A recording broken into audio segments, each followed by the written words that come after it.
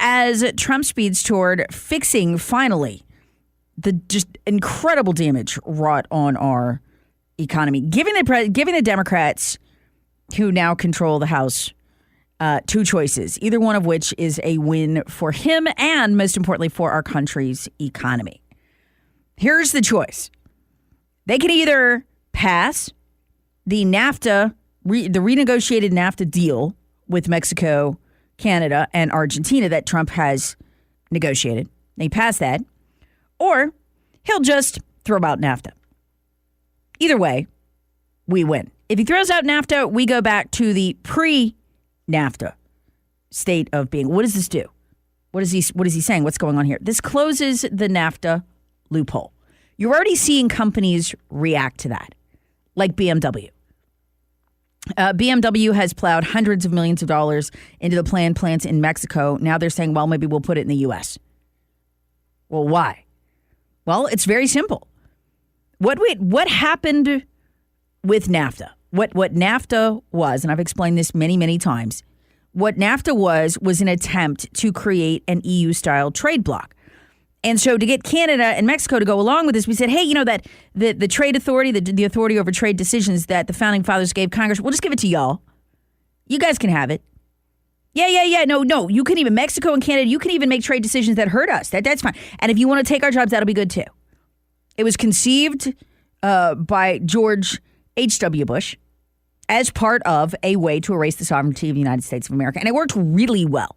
It was passed during the Clinton administration, rolled out, implemented, and kept in place to the vast detriment of our economy by George W. Bush and Obama. Absolute, total disaster. More manufacturing jobs lost after NAFTA than during the Great Depression. Just absolute, mayhem. And the reason it happened was not because the U.S. is not competitive. That was the lie they told us for many years. What happened was the NAFTA loophole. And so what happened was we can keep Chinese goods that are illegally made out at our seaport borders, but we can't keep them out of Mexico and Canada because they have de facto veto power over our treaties, our trade rules, everything. And so what would happen was the Chinese would decide, okay, we're going to kill off the American auto parts industry.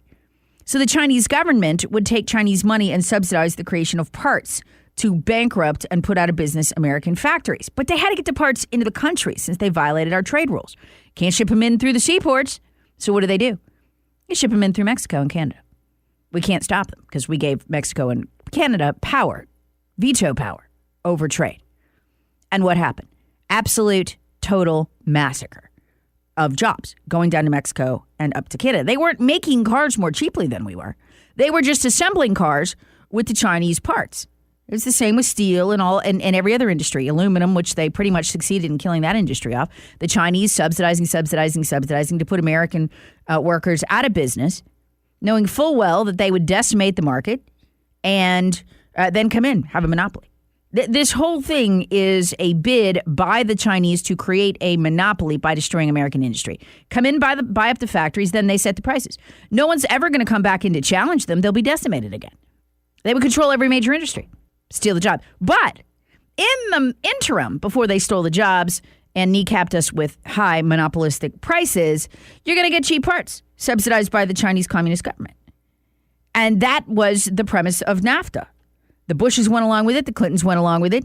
Absolutely destroyed our economy. So what Trump is saying is, well, you could take the new negotiated deal where it's going to be just as expensive to manufacture in the U.S. as it is in Canada, and you can't use the Chinese fakey parts, or we'll just throw out NAFTA, and we'll go back to the way it was before, where our trade laws actually apply at all of our borders, not just our seaports. That's what he did. And you are already seeing with BMW last week a reaction to this. I'm going, well, looks like we wasted the money we invested in Mexico. We're probably going to have to locate inside the U.S. to make our parts. There's no reason to go to Canada or Mexico now, not if you can't cheat. And so all that Trump is doing here, so if you're trying to understand this, you want to understand this. The Bush folks, when the first George H.W. Bush said New World Order, he meant a world without borders, trade blocs, with bureaucratic councils making rules with power that used to belong to Congress. That's what he wanted. That was his vision of the world. And Trump's saying, no. Trade authority goes back to Congress. Trade authority means we make decisions about trade. It's one of the most constitutional properties that we have. So Trump's saying, no. Mexico doesn't get a veto. Canada doesn't get a veto. We're not a trade bloc. We're not the EU. U.S. gets all the trade power back. We make our decisions. That's all this is. It's literally that simple. And Obama trade was supposed to be the last nail in the coffin for the U.S. economy. Because Obama trade, NAFTA and Obama trade were two steps to a European-style dictatorship, economic dictatorship. That's what that was supposed to be. It's almost identical to the EU, the way that it is set up. And so what was going to happen was people with Obama trade was the second step they always wanted. And it was so despicable that they had to remember keep it locked under lock and key downstairs in the congressional basement. And even members of Congress couldn't bring phones in to photograph it because if people knew how horrible it was, they'd be in the streets like Paris. And so the final step, which was conceived during the George H.W. Bush presidency, was to have a dictatorial council making all the economic decisions, even if they hurt the U.S.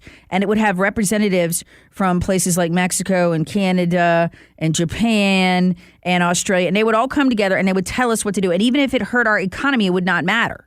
We would have to go along with whatever they wanted.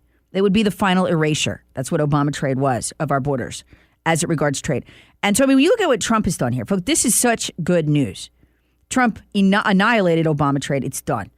They have been wanting what was called Obama trade since H.W. Bush first conceived of it, and Clinton wanted to implement it along with NAFTA, but was too afraid to.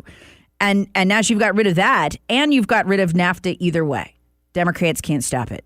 This is such a massive win for the country. And again, you're going to see more companies do what BMW has just done, which is say, hey, listen, we're going to have to manufacture in the U.S. now. We're finally going to overturn the shame of the Bush years and the Obama years and the Clinton years. Why did our elites do this, by the way? Personal profit. Personal profit. It helped the multinationals, and they put the money in their campaigns.